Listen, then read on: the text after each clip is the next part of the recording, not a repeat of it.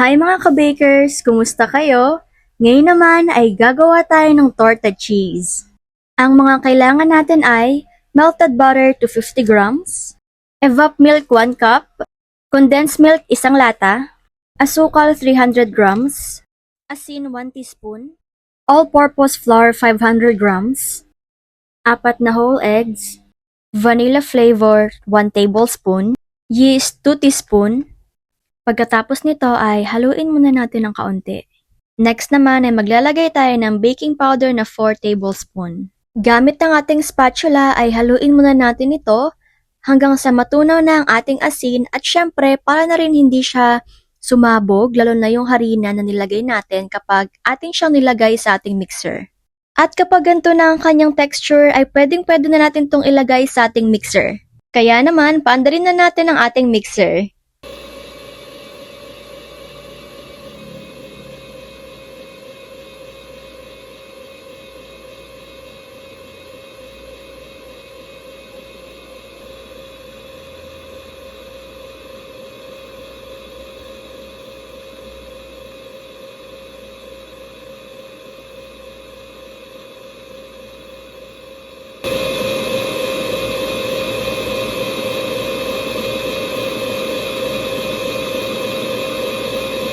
Okay mga ka-bakers, dahil tapos na tayo at nakuha na natin ang consistency o texture na gusto natin ay ililipat na natin ito sa ating mga molde.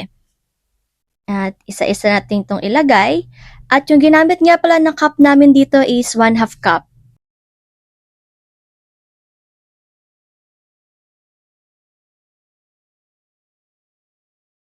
Ayan mga ka-bakers, at dahil tapos na tayo, ilalagay naman natin ito ngayon sa oven para lutuin.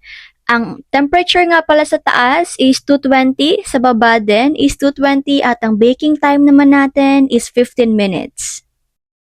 At syempre, pagtapos ng 15 minutes, eto na siya mga ka-bakers, eto na ang ating finished product. Ayan, congratulations po sa ating lahat. At ito na po ang ating ginawa ngayong araw. Ayan, napakaganda at swak na swak naman po ipang negosyo. Pero wait, there's more dahil lalagyan pa natin ito ng cheese na talaga namang magugustuhan ng ating pamilya at ng buong komunidad. Lalong-lalo na kung inanegosyo natin to sa tabi ng school, abay patok na patok talaga ito. Kaya lagyan na natin ito ng cheese. Ang cheese nga po pala na nagamit dito is 150 grams.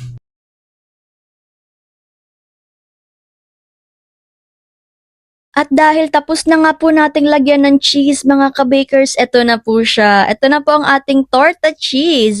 Mas pinaganda, mas pinasarap, mas pinakreamy, at mas pinademure.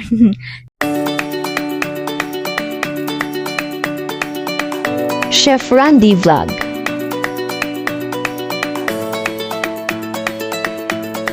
Chef Randy Vlog.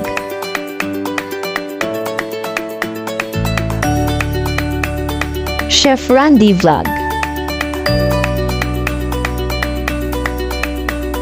Chef Randy Vlog.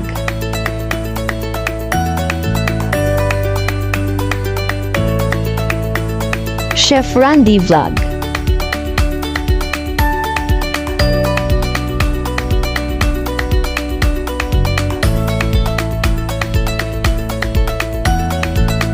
Chef Randy Vlog.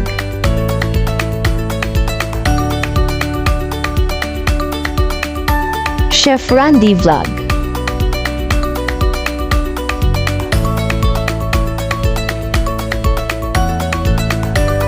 Chef Randy Vlog.